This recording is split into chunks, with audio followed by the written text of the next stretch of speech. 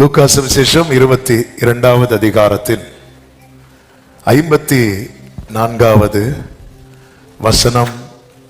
அவர்கள் அவரை பிடித்த பின்பு பிரதான ஆசாரியனுடைய வீட்டில் கொண்டு போய் விட்டார்கள். பேதுருவும் தூரத்திலே பின் சென்றார். நேற்று இரவுல ஆவியானவர் இந்த வார்த்தையை நினைவிலே கொண்டு வந்தார் என்று பேசும்படி. 3 வருஷம் இயேசுவோடு பழகின பேதுரு வாழ்க்கையில இதுவரை எது வரவில்லை என்றால் தூரம் வரவில்லை. ரொம்ப தூரம் டிராவல் பண்ணி இருக்கிறார். ஆனா இயேசுவை விட்டு தூரம் இந்த ஒரு நிலை பேதுருவின் வாழ்க்கையில வரவே இல்லை.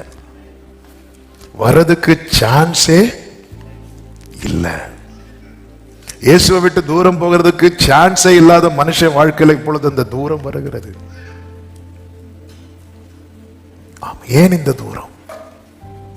இந்த டிஸ்டன்ஸை தான் பிசாசு பயன்படுத்தி சோதனையில விழ வச்சு இயேசு யாருன்னே தெரியாதுன்னு மறுதலிக்க வச்சு, ஆமென், ஒரு பெரிய தர்ம சங்கடத்துக்குள்ள பேதுரு போன ஒரு சூழ்நிலை.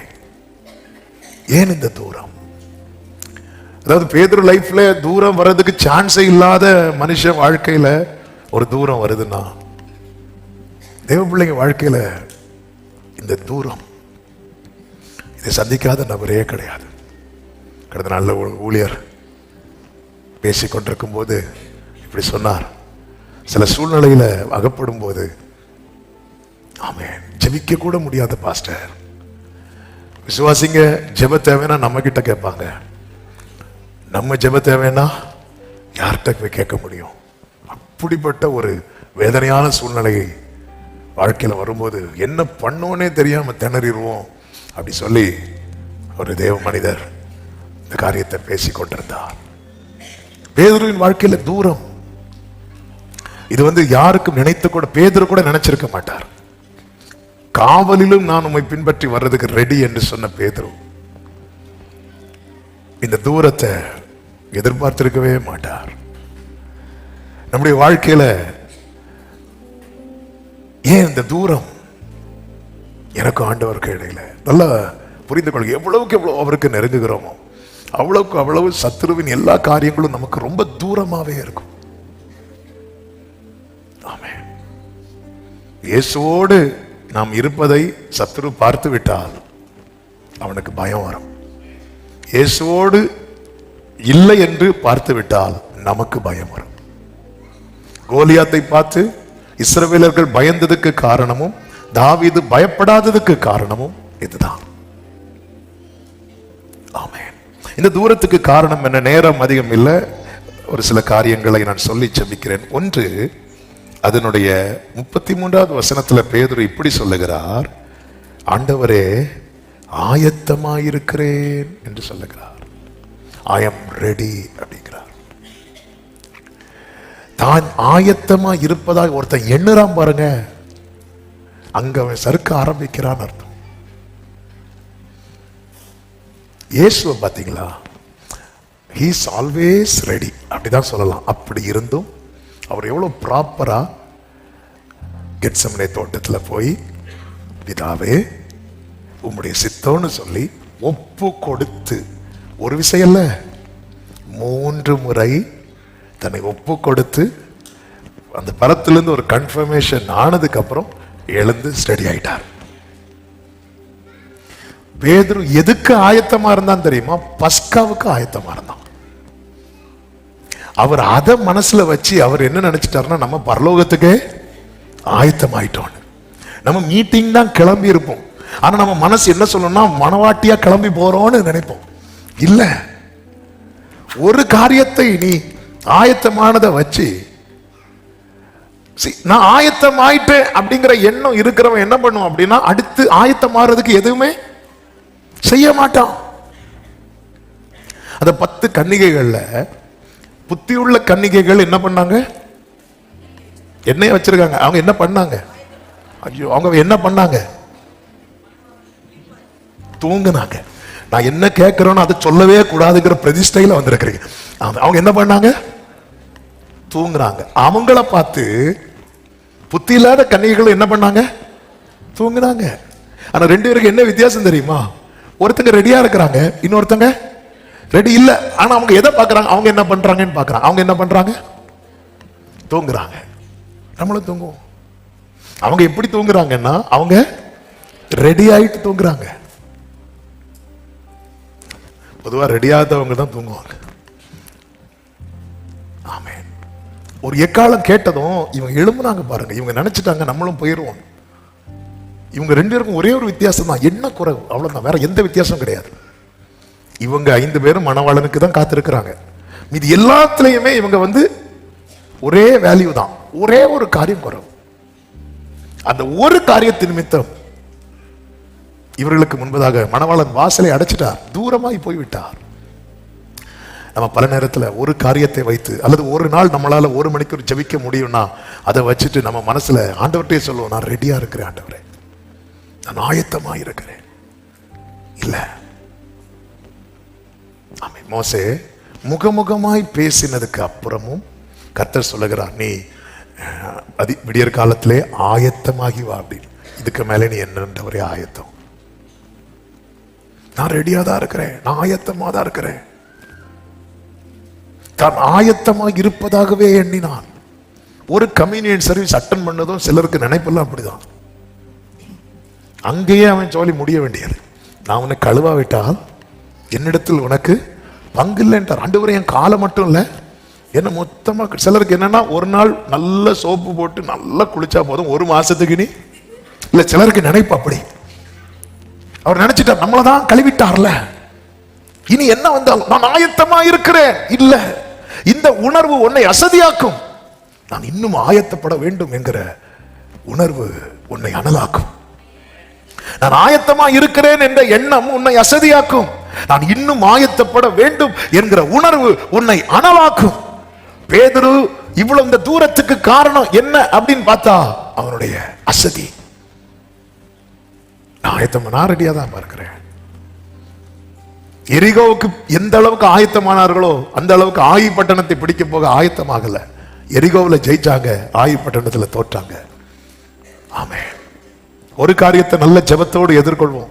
சிலர் பாருங்க, எக்ஸாம் எழுதும் போது மேக்ஸ் எக்ஸாமுக்காக ரொம்ப ஜெபம் பண்ணுவாங்க. எக்ஸாம் தொடங்குறதுக்கு முன்னாடி ஃபோன் பண்ணி ஜெபம் பண்ண கேட்பாங்க. ஆனா மேக்ஸுக்கு ஸ்பெஷல் பிரேயர். கடைசியில் பார்த்து மேக்ஸுக்கு நல்ல மார்க் கிடைக்கும், இங்கிலீஷும் தமிழும் அவுட் ஆயிருக்கும்.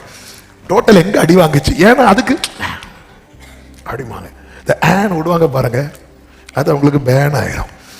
அதோட முடிஞ்சு. ஆமென். ஆயத்தம்.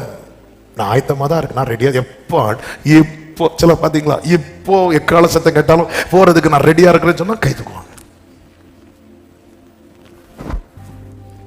ஆமென். நம்மளா நினைச்சிட்டு இருக்கிறோம். ஆமென். ஹல்லேலூயா. பஸ்கா எடுத்ததுக்கு அப்புறம் தான் கர்த்தர் சீஷர்கள்ட்ட சொல்லுவாரு, சோதனைக்குட்படாதபடி. அப்போ சத்துருவினுடைய டார்கெட் யார் மேல தெரியுமா? பந்தியில இருக்கிறவன் மேல, கழுவப்பட்டவன் மேல. சோதனைக்குட்படாதபடிக்கு. இனிதான் நான் பஸ்கா எடுத்துட்டேனே, அப்போ சாப்பிட்டாச்சு, அவரால் கழுவப்பட்டாச்சு. அதனால நான் என்ன பண்ணிட்டேன்னா, நான் ஆயத்தமாக இருக்கேன். மாசத்துக்கு ஒரு பந்தி அட்டன் பண்ணா போதும். அந்த மாசம் ஃபுல்லா எப்போ ஆண்டவர் வந்தாலும் நான் ஆயத்தமா இருக்கிறேன். ஆயத்தமா இருக்கிறேன் என்று அல்ல, ஆண்டவரே இன்னும் என்னை ஆயத்தமாக்கும், இன்னும் என்னை ஆயத்தமாக்கும். அதனாலதான் ஒரு தேவ பிள்ளை தினம் எதை விரும்பணும்னா, நான் இன்னும் நெருங்கணும். பவுல் அதான் சொல்றேன், நான் அடைந்த ஆயிற்று என்று சொல்லல, அதை அடைய ஆசையாய் தொடர்கிறேன். 2வது நீங்க கவனிச்சீங்கன்னா, அவன் எச்சரிப்பை உணரவில்லை. 22:34 ஆண்டவர் சொல்றாரு, ஆமென். அவர் அவனை நோக்கி, பேதுருவே, இன்றைக்கு சேவல் கூவுகிறதுக்கு முன்னே நீ என்னை அறிந்திருக்கிறதை 3 தரம் மறுதலிப்பா என்று உனக்கு சொல்லுகிறேன். சொல்லும் போது அவன் அதை மைண்டே பண்ணல. அவன் அந்த எச்சரிப்பை உணரவில்லை. பொதுவா நீங்க கவனிச்சீங்கன்னா தெரியும், இந்த ஃபிளைட்ல போறவங்களுக்கு தெரியும், நீ எப்போ ஃபிளைட்ல போனாலும் ஃபிளைட் டேக் ஆஃப் ஆகிறதுக்கு முன்னாடி அங்க சில இன்ஃபர்மேஷனை சொல்லுவாங்க. பெல்ட் போடுங்க, அப்புறம் ஃப்ளைட்டு ஒரு வேளை ஏதாவது பிரச்சனை ஆச்சுன்னா மாஸ்க் வரும், அதை நீங்கள் முதல்ல உங்கள் முகத்தில் மாட்டுங்க. எல்லா வாட்டி டேக் ஆஃப் ஆகும்போது இதை சொல்லுவாங்க. இந்த ஃபர்ஸ்ட் ஃப்ளைட்டில் போகிறவங்க பார்த்தீங்கன்னா அவங்க அதை ரொம்ப கூர்ந்து கவனிப்பாங்க, ஏதோ எக்ஸாம் எடுத்து எழுதுற மாதிரி. ஆனால் அந்த அடிக்கடி ஃப்ளைட்டில் போவாங்க தெரியுமா, கண்டுக்கவே மாட்டாங்க. அநேகர் இப்படி தான். நிறைய பேர் இந்த கண்டுக்காம இருக்கிறோம் தெரியுமா. இந்த எள்ளு போட்டு கார் ஓட்டுற ஒரு வண்டி ஆக்சிடென்ட் ஆகாது.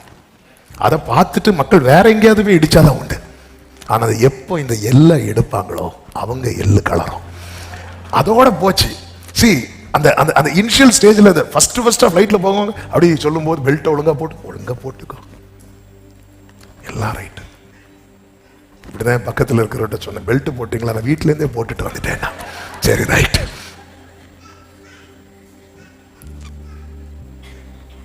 அடிக்கடி அவங்க ஏதாவது சொல்லுவாங்க, ஹெட்போனை மாட்டிட்டு தூங்கிட்டு இல்லை. 3 வருஷம் கூட இருந்து நிறைய கேட்டவன் யாரு தெரியுமா, வேது. நீ இன்னைக்கு சேவல் கூறதுக்கு முன்னாடி என்ன 3 தடவை மறுதளிப்ப. அந்த வசனத்தை பாருங்க, அடுத்து எதாவது கேட்டிருக்கிறாரா? இல்ல. அவன் காதலே வாங்கல, உள்ளே வாங்கல. நோவா தேவ எச்சரிப்பை பெற்று தன் குடும்பத்தை காப்பாற்ற வேலை கட்டினான்.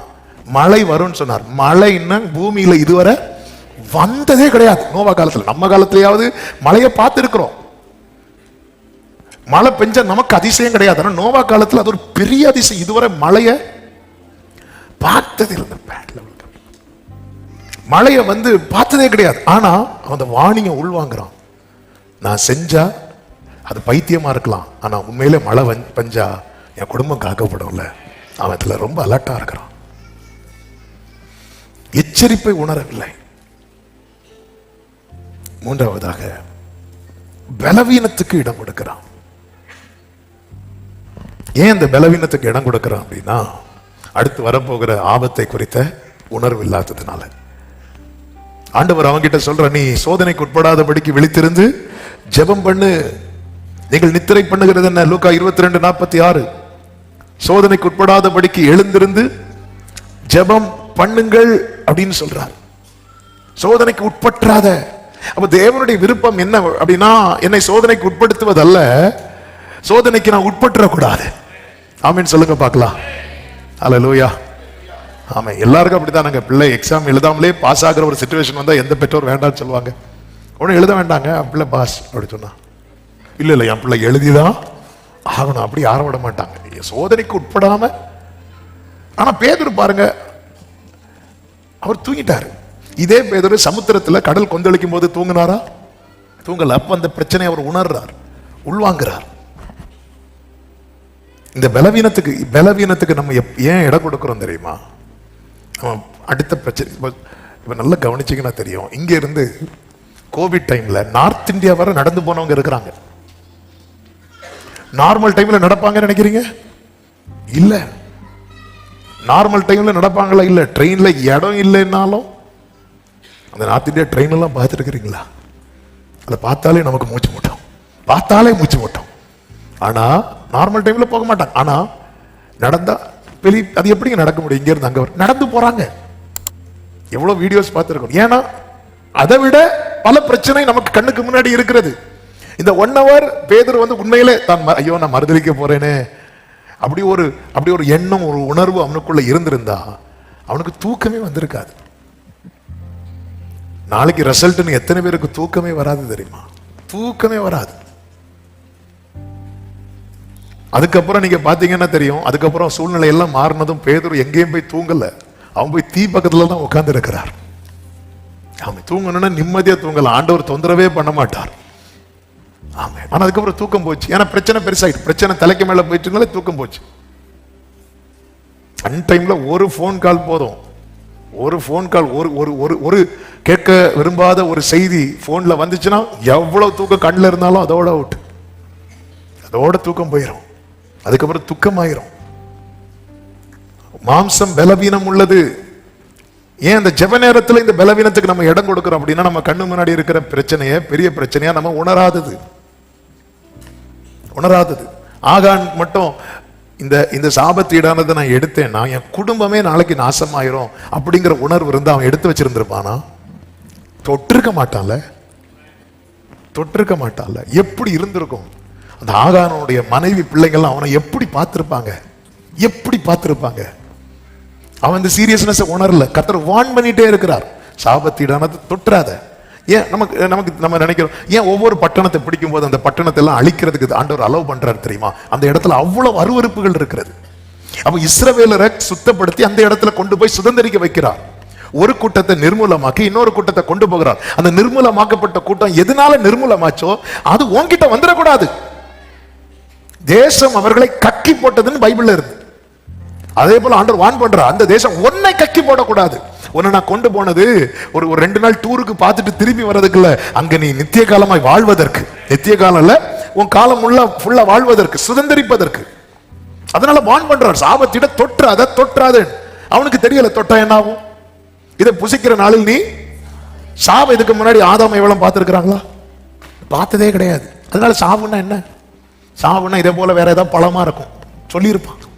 சாவுன்னா இதே சாவை 2 பேரும் இதுவரை பிறப்பையே பார்த்தது கிடையாது. 2 பேருமே உருவாக்கப்பட்டவர்கள். சாவுன்னா அது இன்னொரு ஐட்டம், அது இன்னொரு இப்படியெல்லாம் அவன் தந்திரம் உள்ளவன். அப்படியா? இதை சாப்பிட்டா அவன் சாவு கிடைக்கும். ஆமென். வாங்கிக்கோ.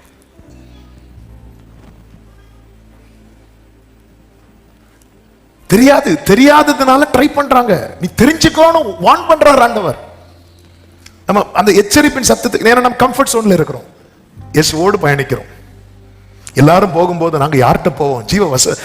நித்திய ஜீவ வசனங்கள் உம்மிடத்துல. இப்படி இருக்கிறவன் விழுறதுக்கு சான்ஸ் இருக்கா? சான்ஸ் இல்ல. அவன் கம்ஃபர்ட் சோன்ல இருக்க, ரொம்ப கம்ஃபர்டபுளா இருக்கிறான். கடல்லே இயேசுவோடு இறங்கி நிற்கிறான். விழுந்த போதும் கர்த்தர் தூக்கி விட்டார். இதுக்கு மேல நீ என்னங்க வேணும்? விழுந்தாலும் தூக்கி விடுறதுக்கு அவர் இருக்கிறார். இதுக்கு மேல என்ன வேணும்? பந்தியில கர்த்தரே என் காலை கழுவுறார். இதுக்கு மேல நீ என்ன வேணும்? இது என்னுடைய சரீரமா இருக்கு, இதை சாப்பிடுங்கிறார். பந்தியில இப்படி அவரே எடுத்து கொடுக்கிறார். யூதாச போங்கிறார், என்ன போன்னு சொல்லல. இதுக்கு மேல என்ன வேணும்? நான் எப்படி விழுறதுக்கு சான்ஸ் இருக்கு? இல்ல. இப்படி அவர் ரொம்ப கம்ஃபர்ட் சோன்ல இருக்கும் போது வார்னிங் வர்றது நம்ம காதுல விழாது. கோவிட் ஃபர்ஸ்ட் எங்க வந்துச்சு? சைனால வந்துச்சு. அப்போ நம்ம இங்க இருந்து நியூஸ் எல்லாம் பார்க்கும்போது நமக்கு சிரிப்பா இருக்கும். கோவிட் யாரு? ஒருவேளை டேவிட்டுக்கு தம்பியா இருப்பானோ? இப்படியெல்லாம் நம்ம யோசித்து பேசி கடைசியில் நம்ம கிட்ட வரும்போதுதான் போட்டுட்டு இப்படி ஒருவர் பார்த்து, ரூமுக்கு வெளியே ஒருத்தர், எல்லா வீடுமே ஹாஸ்பிட்டல் வார்டு. இது வீடா வாடா தெரியாது, வர்றது வரைக்கும் தெரியல. அப்பதான் மலேசியால இருந்து மீட்டிங் முடிச்சு இறங்குறேன், ஏர்போர்ட்ல என்ன சுத்தி நிக்கிறாங்க. ஏதோ நான் கோவிட கடத்தி கொண்டு வந்தது போல. விட்டா பாக்கெட்லாம் செக் பண்ணியிருப்பாங்க.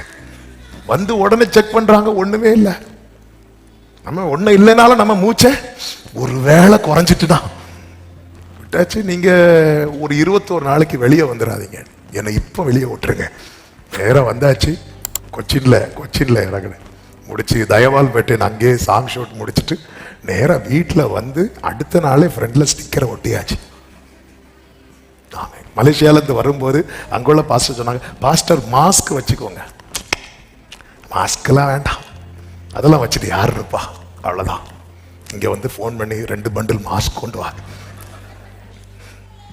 ஒழுங்கா அங்க இருந்தே மாஸ்க் எடுத்துட்டு போனோம். நமக்கு நம்ம நெருங்கிறது வரைக்கும் நமக்கு அதோடைய சீரியஸ்னஸ் தெரியும். ஏன்னா நம்ம ரொம்ப கம்ஃபர்டபுளா இருக்கிறோம். ஆமென்.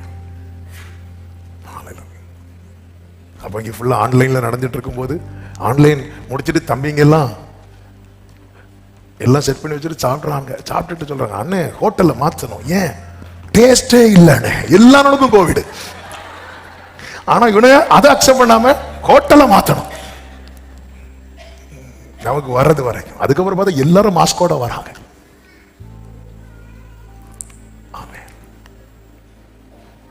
நம்ம கம்ஃபர்ட் சோன்ல இருக்கும்போது கர்த்தர் ஒரு வார்னிங் கொடுக்கிறாருன்னா ரொம்ப ஜாக்கிரதையா இருக்கணும்.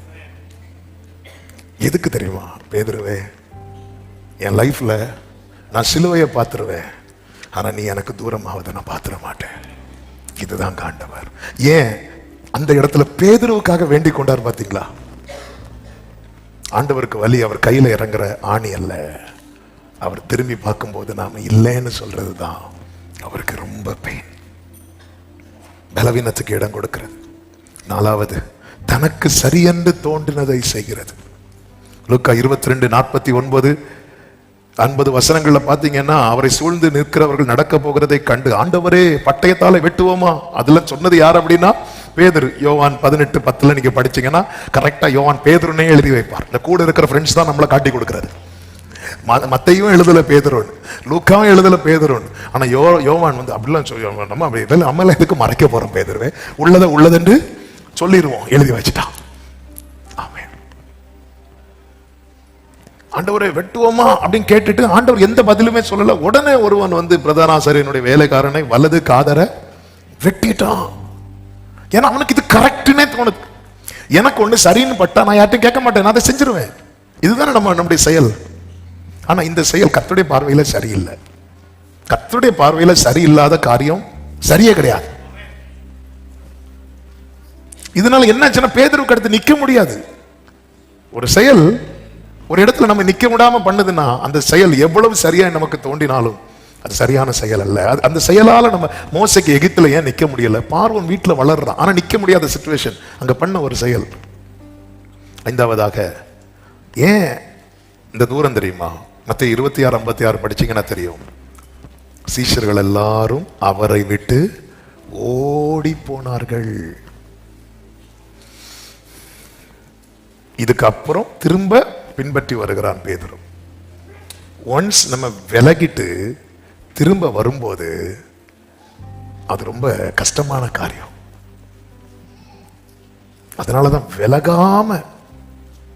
விலகாத பெரியாத உன் சமூகம் அதுதானே நிரந்தர சுதந்திரமே, வேறொன்றும் வேண்டாம் நீர் போதுமே, நீர் போதும் எப்போதும் நீர் போதுமே. ஒன்ஸ் நீங்க விலகிட்டீங்கன்னு வைக்கல, அதுக்கப்புறம் பழையது மாதிரிலாம் உடனே நெருங்க முடியாது. நெருங்குறதுக்கு டோர் ஓப்பனா இருந்தாலும் ஒருத்தங்க கிட்ட நல்லா பழகிட்டு அவங்க கிட்ட சண்டை போட்டுட்டீங்க, திருப்பி பிரச்சனை எல்லாம் சால்வ் ஆகி பழகும் போது பழையது மாதிரிலாம் உடனெல்லாம் நெருங்க முடியாது. Hello hello how are you என்ன எக்கோவா முந்தியெல்லாம் எப்படி இருக்க நல்லா இருக்க, அது வேற. பழைய பேதுரு பழக்கம் எப்படின்னா இவைகளெல்லாம் உமக்கு சம்பவிக்க கூடாது, ஆண்டவரே கத்தி இருக்கு. இப்போ அடிமெதுவா தூரத்துல ரொம்ப நாளா சர்ச்சைக்கு வராம திடீர்னு திருப்பி சர்ச்சைக்கு வரும்போது எடுத்தோன்னு ஃப்ரெண்ட்ல வந்து இருக்க தோணும். அப்படி பின்னாடி ஒதுங்கி யாரும் காணாம உட்காந்து அப்படியே தூங்கி அப்படியே எழும்பி அப்படியே போயிடணும். ஆமாம், ஒருத்தங்க கிட்ட நல்லா பழகிட்டு அந்த ரிலேஷன்ஷிப் கட் ஆயிட்டு அவங்க வீட்டில் ஒரு ஃபங்க்ஷன் நீங்க போறீங்க, அந்த வீட்டில் ஆல்ரெடி நீங்க நல்ல பழக்கத்தில் இருக்கும்போது வீட்டில் ஒரு ஃபங்க்ஷன் நடந்திருக்கும். அப்போ நீங்க தான் மெயின் ஆளான என்ன பண்ணுவீங்க? பஸ்கா இரவை ரெடி பண்ணதே நம்ம அண்ணன் பீட்டர் தான். ஆனா அடுத்து எதுவுமே அவருக்கு ரெடி பண்ண முடியல. ஒரு கூட்டத்தில் தூரத்தில் ஒன்ஸ், அதாவது அந்த கேப் வந்து நம்ம என்ன நினைக்கிறோம் தெரியுமா? சரி கொஞ்ச நாளா ஜெபம் ஓட மாட்டேங்குது, இன்னைக்கு இருந்து நம்ம இனி ஜோம் பண்ணி எல்லாத்தையும் எடுத்து போய் எல்லாத்தையும் செட் பண்ணு. எங்க ஓடும்? என்னைக்கு வராத தூக்கம் அன்னைக்கு வரும். ஆமென். சில தூங்குறதுக்குன்னே பாட்டு புக் வச்சிருக்கிறான். பைபிள் எல்லாம் திறந்து விட்டு வைப்பாங்க பாருங்க, அவ்வளவுதான். கொஞ்ச நேரத்தில் இவங்க வாய் திறக்கும், அவ்வளவுதான். அடுத்து 2 கொசு உள்ள போய் இப்படி ஏதாவது கிருமி பண்ணாதான் என்னாச்சு? ஓ ஆண்டவரே 3வது வானத்துக்கு வந்தானா? தயவு செய்து வந்துடாத. அவன் விலகி ஓடிட்டு திரும்பி சேர பார்க்கிறான், ஆனா அவனுக்கு முடியல.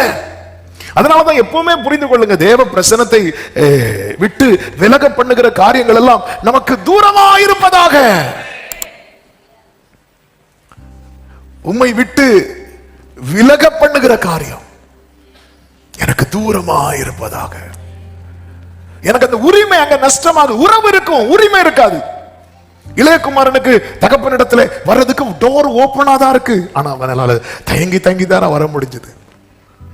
தயங்கி தானே வரான். டோர் ஓப்பனா இருக்கு, தகப்பனுக்கு ஓட முடியுது இல்ல, இளையகுமாரனுக்கு ஓடி வர முடியலையே. ஆமே, அவன் வந்துட்டு அப்பான்னு கூப்பிடுறது கூட அவனுக்கு வாய் கூசுது. நான் பிள்ளையாதான் இருப்பேன், எங்க ட்ரெஸ் இல்ல எனக்கு ஒரு வேலைக்காரனா தன்னை நினைத்து சாப்பாடு கேட்கிறான். அவன் தன்னை பிள்ளையா நினைச்சிருப்பானா வஸ்திரம் கேட்டிருப்பான், பாதரட்சை கேட்டிருப்பான், மோதிரம் கேட்டிருப்பான், அவனால் அப்படி நினைக்க முடியல. ஏன்னா அந்த தூரம், இந்த தூரத்துக்கு காரணம் என்ன? உறவு துண்டிக்கப்பட்டு நாட்கள் அதிகமாகி விட்டது. ஒரே ஒரு இரவுல கொஞ்ச நேரம் இயேசுவுக்கும் பேதுருக்கும் இடையே இருக்கிற உறவு துண்டிக்கப்பட்டு திருப்பி வரும்போது அவன் தூரமாய். நம்ம எல்லாம் 2 நாள், ஒரு நாள் ஜெபம் பண்ணாம இருக்கிறது நாளைக்கு சேர்த்து பண்ணிடலாம். அப்படிலாம் பண்ண முடியாது. பிரசனத்துல இல்லாம ஆமென் பண்ணவே முடியாது. நமக்குள்ள இந்த தூரம் வேண்டாம். இன்னும் கிட்ட கிட்ட சேர்த்து கொள்ளுமே பாடுபட்ட. கண்களை மூடி. நாய இன்னும் கிட்ட கிட்ட க்ளோரி ஜீவன் தந்த ரட்சகா. ஒரு நிமிஷம் கவனிங்க. பேதுருவுக்கு முடியல, அதனால கர்த்தர் என்ன செய்தா தெரியுமா? ஏற்கனவே உள்ள சாப்டரை ரிப்பீட் பண்றார். பேதுரு லைஃப்ல ஏற்கனவே ஒன்று செய்து இழுத்தார்ல, அதை அவர் என்ன பண்றாரு தெரியுமா? ரிப்பீட் பண்றார். அதே போல கடற்கரை அருகே வந்து நின்று பேதுருவை பார்த்து வலைய போட வச்சு ஆண்டவர் கேட்கிறார், நான் ரிப்பீட் பண்ணணுமா? என்ன ஏன் எத்தனை வாட்டி ரிப்பீட் பண்ண வைக்கிறேன்? நம்ம எத்தனை தடவை பேதுரு ஒரு வாட்டி ரிப்பீட் பண்ண வைத்தார். அதே லூக்கா 5 நடந்த சம்பவம் யோவான் 21 ரிப்பீட் ஆகுது. எதுக்கு அப்படின்னா அவனை திருப்பி அந்த உறவுக்குள்ள திருப்பி யோனாவின் குமாரனாகிய சீமோனே அன்னைக்கு கூப்பிட்டது, நீ என்னிடத்துல அன்பா இருக்கிறாயா? அன்னைக்கு சொன்னார், என் பின்னாடி வா, உன்னை மனுஷர்களை பிடிக்கிற. இப்ப என் ஆட்டுக்குட்டிகளை மேய்ப்பாயாக. ஆமென். அரியர் போட்டது பேதுரு, எழுதுனது அவர். எப்படிங்க இருக்கும்? ஹல்லேலூயா. இதுதான். இதை இப்ப பேசினா என்ன கண்ட்ரோல் பண்ண முடியாது. அதனால ஜெபம் பண்ணிரும். கண்களை மூடி ஜெபிக்கலாம். ஹல்லேலூயா. திவ்ய அன்பின் சத்தத்தை ரட்சகா கேட்டு உம்மை அண்டீனே, இன்னும் கிட்டி சேர என் ஆண்டவா அவள் கொண்டீதோ. அந்த காட்சி. ஆமென். இன்னும் கிட்ட கிட்ட சேர்த்து கொள்ளுமே பாடுபட்ட நாயகா. இன்னும் கிட்ட ஆமென் ஜீவன் தந்த. அப்படியே முடிஞ்ச 2 கைகளை உயர்த்தி, ஆண்டவரே எந்த உறவுக்கும் எனக்கு தூரம் இருக்கட்டும், ஆனா உங்க கூட இருக்கிறேன். அந்த டிஸ்டன்ஸ் வேண்டாம்ப்பா. ஒரு 2 நிமிஷம் ஜெபம் பண்ண முடியுமா? எனக்கு தெரியாதுப்பா. உமோடு அந்த உறவுல இருக்கிற அந்த உரிமை, அதெல்லாம் நான் மிஸ் பண்ண விரும்பல. அதெல்லாம் நான் மிஸ் பண்ண விரும்பல. அது ரொம்ப அழகானது ஆண்டவரே. உங்க கூட இருக்கிற உறவு ரொம்ப அழகானதப்பா. உங்களை நான் திரும்ப திரும்ப தேட வச்சு திரும்ப அதே போல கடற்கரை அருகே வந்து நின்று அதே லைஃப்ல சில காரியங்களை நான் ரிப்பீட் ஆக வச்சுட்டே இருக்கிறேன். சாரி டாடி, என்னை மன்னிப்பீராக. எப்போதும் ஓடு சொல்லுங்க, இன்னும் கிட்ட கிட்ட சேர்த்து கொள்ளுமே பாடுபட்ட அப்பா. இன்னும் கிட்ட ஆமென் ஜீவன் தந்த. உங்க பக்கத்திலேயே வைத்துக் கொள்ளும். அந்த தூரம் வராதபடி காத்துக்கொள்ளும். எல்லா மகிமை கனம் துதி ஸ்தோத்திரங்களும் ஒருவருக்கே செலுத்துகிறோம். இரட்சகர் இயேசுவின் நாமத்தில் பிதாவே ஆமென். என் ஆத்துமாவே கர்த்தரை ஸ்தோத்திரி, முழுவதுமே அவருடைய பரிசுத்த நாமத்தை ஸ்தோத்திரி. என் ஆத்துமாவே கர்த்தரை ஸ்தோத்திரி, கர்த்தர் செய்த சகல உபகாரங்களையும் மறவாதே. ஆமென். ஹல்லேலூயா. God bless you. கர்த்தர் உங்களை ஆசீர்வதிப்பாராக. ஆமென்.